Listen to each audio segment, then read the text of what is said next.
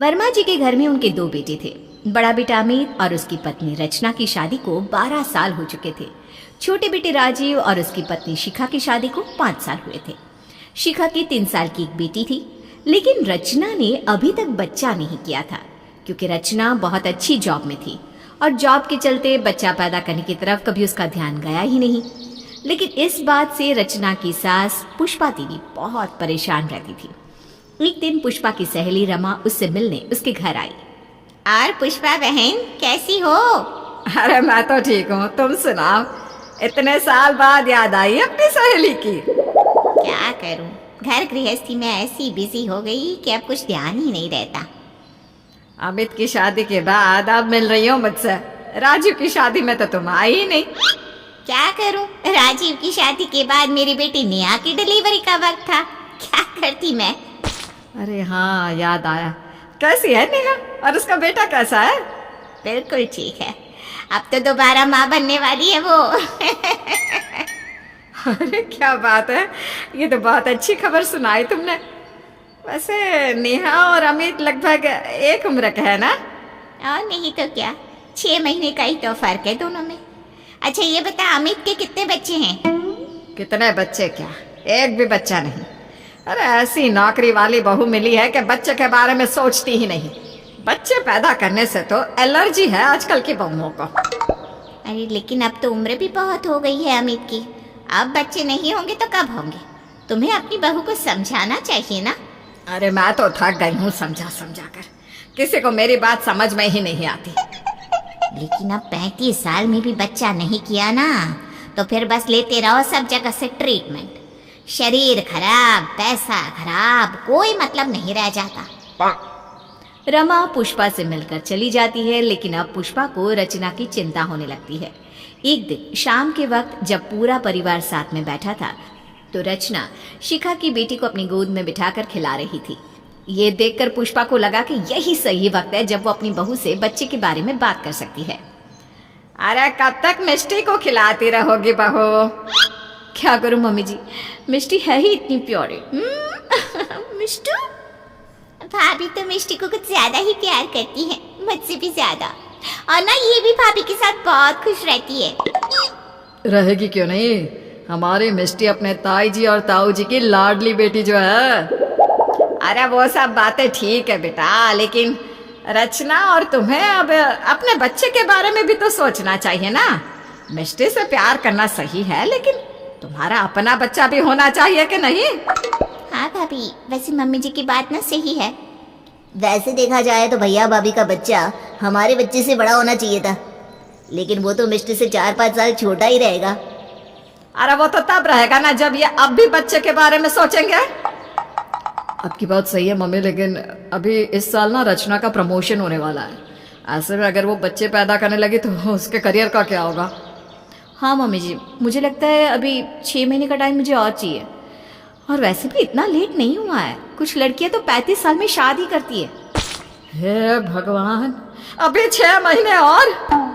अरे जानती भी हो बहू तुम्हें कितनी प्रॉब्लम हो सकती है। अरे कोई प्रॉब्लम नहीं होगी मम्मी जी। कुछ देर के बाद रचना और अमित अपने कमरे में पहुंचते हैं। रचना उदास थी और अमित के चेहरे पर भी उदासी दिखाई दे रही थी। ऐसा लग रहा था जैसे वो दोनों किसी बात को लेकर बहुत परेशान हैं। परेशान मत हो रचना, सब ठीक हो जाएगा। कैसे ठीक होगा अमित, अभी तो बहाना लगा दिया है, लेकिन सोचो सबको पता चलेगा तो क्या होगा। अरे पर हम कोशिश कर रहे हैं ना रचना, और वही सबसे बड़ी बात है। अब कैसे कहे घर वालों से कि हम पिछले 1 साल से बच्चे के लिए कोशिश कर रहे हैं, लेकिन मैं कंसीव नहीं कर पा रही हूँ। अगर ये बात सबको पता चल गई ना तो सब मुझे ही तो बातें सुनाएंगे, मेरी गलती निकालेंगे। रचना बात तो तुम्हारी सही है, सब कहेंगे देर से बच्चे के बारे में सोचने की वजह से ये सब हो रहा है। वैसे तुम्हारी आज डॉक्टर के साथ अपॉइंटमेंट थी ना, उसका क्या हुआ? अभी ऑफिस जाते वक्त जाऊंगी। कुछ करना पड़ेगा अमित, नहीं तो मुझे कभी बच्चा नहीं होगा। मैंने सपने में भी नहीं सोचा था कि लेट प्रेगनेंसी प्लान करना इतना महंगा पड़ जाएगा।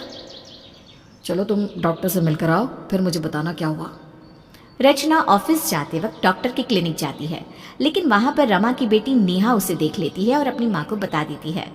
और रचना ये बात पुष्पा को बता देती है कि रचना तो डॉक्टर के पास गई थी। अरे पुष्पा बहन, तुम्हारी बहू को मेरी नेहा ने आज डॉक्टर के क्लिनिक पर देखा था। कोई खुशखबरी है क्या? तुमने अपनी बहू को समझाया लगता है। अरे समझाया तो था मैंने, लेकिन वो तो कह रही थी कि अभी 6 महीने बाद बच्चे के बारे में सोचेगी। फिर यह चमत्कार कैसे हो गया? जो भी हुआ अच्छा ही हुआ ना। वैसे ना अब तुम्हें अपनी बहू से बात तो करनी चाहिए। मुझे लगता है कि वो तुम्हें सरप्राइज देने का प्लान कर रही है। अरे वो मुझे कुछ नहीं बताएगी, मुझे अच्छी तरह से पता है। इतना आसान नहीं है उससे बातें निकलवाना। तभी वहां पर शिखा आ जाती है। क्या हुआ मम्मी जी, बहुत खुश लग रही हैं आप। अरे बात ही ऐसी है, फाइनली मेरी बड़ी बहू ने बच्चे के बारे में तो सोचा। मुझे तो लगता है जल्दी ही अच्छी खबर सुनाने वाली है रचना। मुझे तो ऐसा नहीं लगता मम्मी जी, आपको ऐसा क्यों लग रहा है? अरे रमा की बेटी है ना नेहा, उसने आज रचना को डॉक्टर अंजलि के क्लिनिक पर देखा था। शायद रचना प्रेग्नेंट है, वरना वहां क्यों जाती? अगर ऐसा होता तो भाभी खुद हमें ये खबर ना सुनाती मम्मी जी। अरे क्या पता सरप्राइज देना चाहती हो।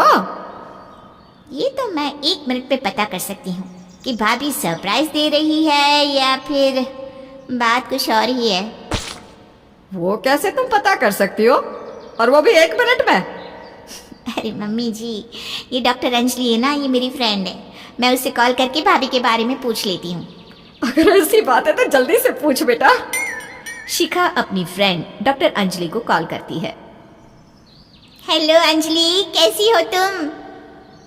मैं तो एकदम ठीक हूँ, तुम बताओ आज मेरी याद कैसे आ गई?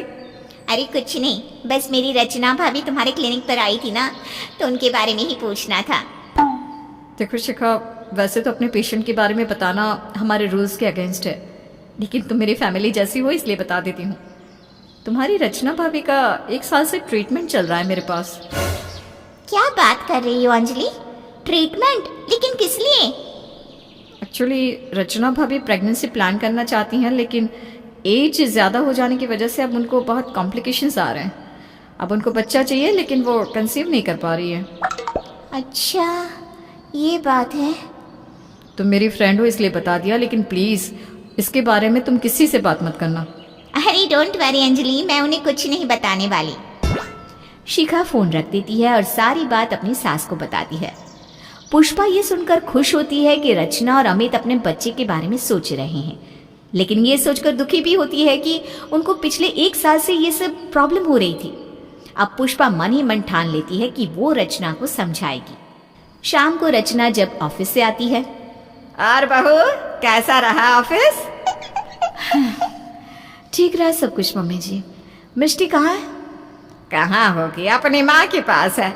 बच्चा तो अपनी माँ के पास ही होगा ना। हाँ, उसके लिए चॉकलेट्स लेकर आई थी ना, सोच रही थी उसे दे दूं। अब तुम अपने बच्चे के बारे में सोचो बहू। देखो ऐसे मिष्टी को चॉकलेट देते रहने से जिंदगी नहीं चलने वाली। आप सही कहती हैं मम्मी जी। क्या हुआ रचना, क्या कहा डॉक्टर ने? पता नहीं क्या होगा अमित, डॉक्टर ने तो बस मेडिसिन दे दी है, बाकी तो हमारी किस्मत है। सच कहूँ अब तो मुझे डर लगने लगा है, पता नहीं कभी हमारा बच्चा होगा भी या नहीं। अरे अरे रचना, ऐसे उम्मीद नहीं खोते। देखना एक दिन तुम भी माँ बनोगी। और अगर नहीं बन पाई तो क्या होगा?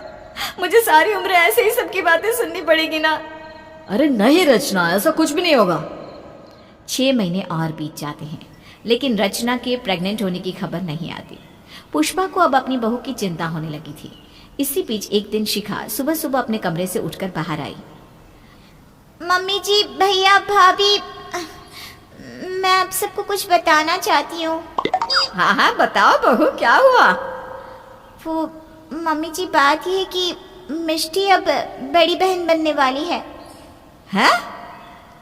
मतलब रचना बहू प्रेग्नेंट है? नहीं नहीं मम्मी जी, भाभी नहीं, मैं दूसरी बार माँ बनने वाली हूँ। मैं प्रेग्नेंट हूँ मम्मी जी। अरे वाह शिखा, ये तो तुमने बहुत अच्छी खबर सुनाई। इसका मतलब मैं दूसरी बार ताई जी बन जाऊंगी। हाँ भाभी, लेकिन और भी अच्छा लगता अगर आप भी कोई गुड न्यूज़ सुना देती। देखिए ना, मम्मी को तो हमेशा आपसे ये खबर सुनने का वेट रहता है। राजीव सही कह रहा है बहू, अब तो 6 महीने भी पूरे हो चुके हैं। अब तो बच्चे के बारे में सोच लो। सब लोगों की बात सुनकर रचना इमोशनल हो जाती है और वो जोर जोर से रोने लगती है। रचना के लिए अब इस बात को छुपाना मुश्किल हो रहा था कि वो माँ नहीं बन पा रही है और इस बात के लिए वो पिछले 1 साल से ट्रीटमेंट भी ले रही है। ये बात अब उसने सबको बता दी और जिसका डर था वही हुआ। पुष्पा अपनी नाराजगी इतने दिनों से मन में छुपाए बैठी थी, वो बाहर आ गई। मुझे तो पहले ही पता था बहू पे कुछ गड़बड़ है। अरे कितना समझाती थी मैं, लेकिन तूने तो मेरी एक बात नहीं सुनी।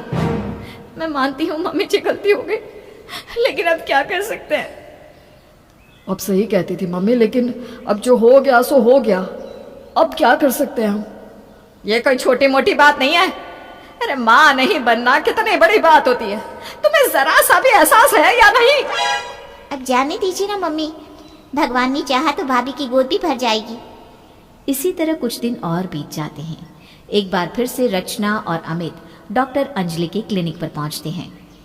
कुछ कीजिए ना डॉक्टर, इतने दिन से ट्रीटमेंट चल रहा है लेकिन अभी तक रचना ने कंसीव नहीं किया। देखिए, मैंने अपनी तरह से सब कुछ करके देख लिया, हर तरह से इलाज कर दिया, लेकिन मुझे लगता है कि रचना जी की प्रेगनेंसी इम्पॉसिबल है।